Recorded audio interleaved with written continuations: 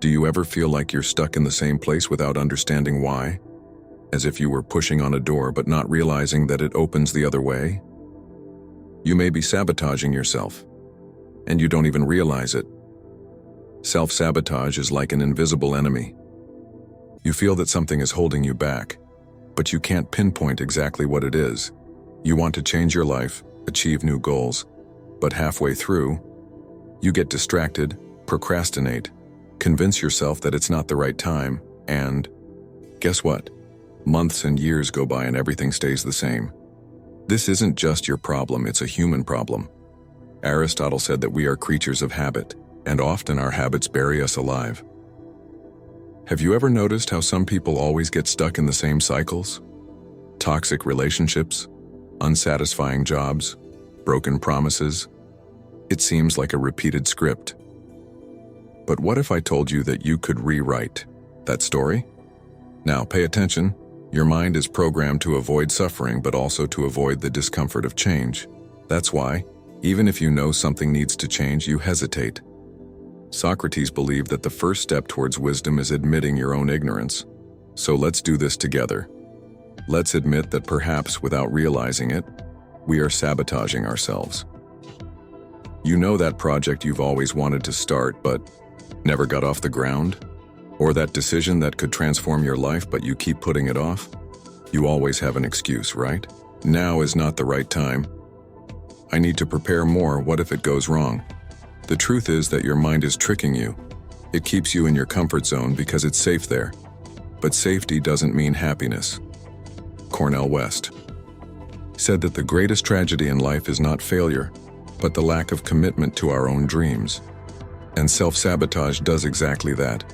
It robs you of your commitment to yourself. And what's worse, you don't even realize you're letting it happen. But calm down. I'm not here to tell you that everything is your fault. On the contrary, I want to show you that there is a way out. And that way out starts with one simple step: seeing what's happening. And now, I want you to ask yourself a sincere question. What are the repetitive patterns in your life? The ones you live and relive like an endless cycle? Be honest. Because in the next block, we're going to break that cycle, once and for all. If you pay attention to your life, you'll notice patterns repeating themselves, small details that, at first glance, seem insignificant, but which shape your reality. They are automatic choices, unconscious impulses that keep you stuck in the same cycle. But why does this happen? Imagine that your mind is like a train track. For years you have followed the same path, always taking the same route. With each repetition, that track gets stronger. Your fears, your excuses, your habits, all of these build the path you take every day. And then, when an opportunity arises to change course, to try something new, your mind resists. It says, "Hey, that's an unknown path. It's dangerous." And you go back to the same old cycle. Jose Ortega y Gasset said that man is himself and his circumstances. But what if your circumstances are just a reflection of the choices you don't even realize you're making? Procrastination, fear of failure, destructive self-criticism. All this seems to come from outside, but is actually born inside you.